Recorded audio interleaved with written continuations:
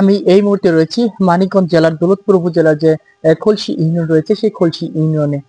আসলে আমি এই বিষয়ে যে বিষয়টি নিয়ে আজকে এখানে উপস্থিত হয়েছি, আমি যদি একটু দেখানোর চেষ্টা করি এবং হচ্ছে মানিকগঞ্জের 18 বছরের তরুণী লিজা আক্তার বিদ্যুৎ শর্ট সার্কিটে কিন্তু মারাত্মকভাবে দগ্ধ হয়। ডান হাত হারিয়েছে এবং গুরুতর আহত হয়ে অবস্থায় কিন্তু দীর্ঘদিন চিকিৎসার পরও কিন্তু তার হাতটি কেটে ফেলতে কিন্তু চিকিৎসকরা বাধ্য হয়েছে। বর্তমান লিজার স্বাভাবিক জীবনে ফিরতে কৃত্রিম হাত প্রতিস্থাপনের জরুরি হলেও এর ব্যয়ভার কিন্তু বহন করা সম্ভব হচ্ছে না লিজার পরিবারের। আমরা যদি একটু লিজাকে এবং হচ্ছে লিজার পরিবারের একটু দেখানোর চেষ্টা করি।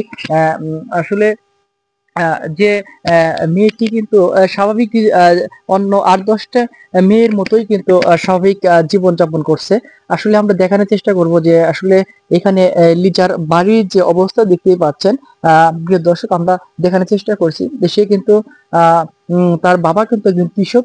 কৃষক হওয়ার কারণে কিন্তু আসলে তার যে আর্থিক যে সমস্যা, সেই আর্থিক সমস্যার কারণে কিন্তু তার যে চিকিৎসার ব্যয়বহুল হয়, কিন্তু তার একটি হাত আমরা দেখানোর চেষ্টা করছি, তার কিন্তু একটা হাত কেটে ফেলা হয়েছে।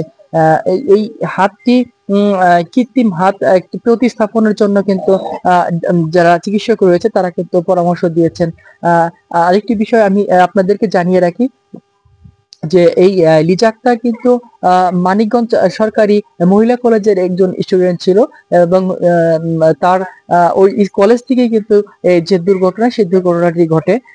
এই লিজা আক্তার, আমরা এই মুহূর্তে আমার সাথে কিন্তু রয়েছে লিজা আক্তারের যে বাবা। লিজা আক্তারের বাবার সাথে আমি কথা বলে জানার চেষ্টা করব যে আসলে লিজার সার্বিক সার্বিক যে পরিস্থিতি এবং হচ্ছে যে ডাক্তাররা কি পরামর্শ দিয়েছে।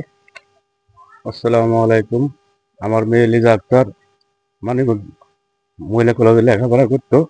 সেখান থেকে তার কারেন্টের শটে তার সারা শরীরে পুড়ে যায় এবং তারা একটি ডান ডান হাত কেটে ফেলা হয়। ডান হাত লাগানোর জন্য অনেক টাকার প্রয়োজন। আপনার কাছে অনেক আবেদন করতেছি আমার মেয়ের ডান হাতটা লাগানোর জন্য। 3 লাখ 3.5 লাখ টাকা চাচ্ছে।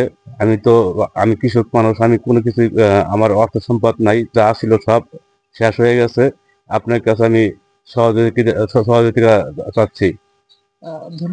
ধন্যবাদ লিজার বাবাকে। আসলে প্রিয় দর্শক, আমরা দেখানোর চেষ্টা করলাম যে লিজার বাবার সাথে আমরা কথা বলেছি এবং হচ্ছে আহ, আমরা যুক্ত হব। আমাদের সাথে রয়েছেন লিজার যে মা, সেই লিজার মায়ের সাথে আমরা এই বিষয়ে একটু কথা বলবো। আসলে আপনার মেয়ে যে অ্যাক্সিডেন্ট হয়েছে এবং হচ্ছে কিরকম ব্যয়বহুল হয়েছে এবং হচ্ছে কতদিন আপনার হসপিটালে ছিল। আসসালামু আলাইকুম। দেশবাসীর কাছে 3 মাস যাবৎ হাসপাতালে ছিলাম। আপনার কাছে অনুরোধ, মহিলা কলেজে লেখাপড়া করতে আমার মেয়ে ডান হাতটা কেটে ফেলে নিয়েছি। আপনার কাছে অনুরোধ, আপনারা কিছু সাহায্য করবেন। আমার 2টি মেয়ে, এই মেয়েদের ভরসা চলছিল, ছেলে নেই। আপনারা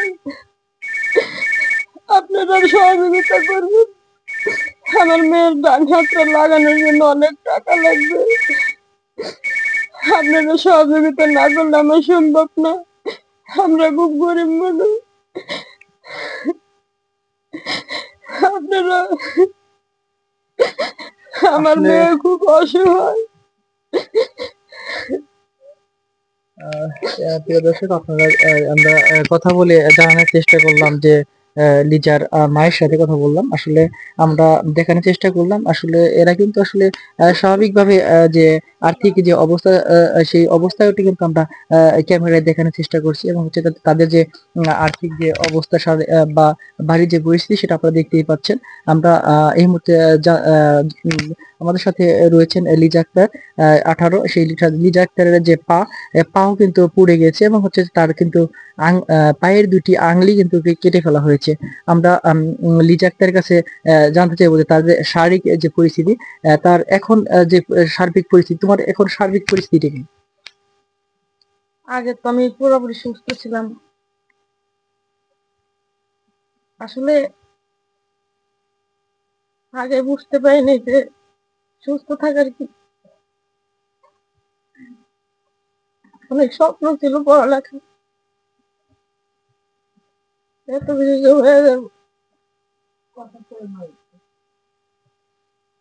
মানিকগঞ্জ সরকারি মহিলা কলেজে পড়ায় ফার্স্ট ইয়ারে ফাইনাল এক্সামের মাঝখানে তো এইসব হয়। তো ছাদে গেছিলাম, ছাদে যাই এইসব হয়েছে। আমি আসলে জানতাম না যে ওই জায়গায় ইলেকট্রিক তার আছে, তার এই শব্দ হইব জানতে না, জানলে তো আর ওই জায়গায় যাইতাম না। এইসব হওয়ার পরে দীর্ঘ 3 মাস, 3.5 মাস ঢাকা মেডিকেলে ভর্তি ছিলাম। 3 লাখ টাকার মতন গেছে। আস্তে আস্তে ডাক্তার অনেক চেষ্টা করছে হাতটা রাখার, কিন্তু হাত রাখতে পারে নাই। পায়ের অনেক ক্ষতি হয়েছে, এখন পায়ের জুতা আছে, জুতা ছাড়া হাঁটতে পারি না ঠিক মতন। ওনারা আরো অনেকদিন যাইতে বলছে, যাইতে হবো, চিকিৎসা চলতেছে এখনো। তারা ডাক্তাররা হাত দেখে বলছে যে হাত লাগালে ভালো হবো, মোটামুটি কাজ কাম করে খাইতে পারবো। তাই আপনাদের কাছে অনুরোধ, আমাদের যা ছিল অনেকে সাহায্য করছে, আপনারা একটু সাহায্য করেন। আমার হাতটা যদি লাগাইতে পারি একটু হলেও আগের মতন হইতে পারবো। অনেক কষ্ট হয় হাতের জন্য, রাত্রে ঠিক মতন ঘুম ধরে না, হাতে এখনো ব্যথা আছে অনেক।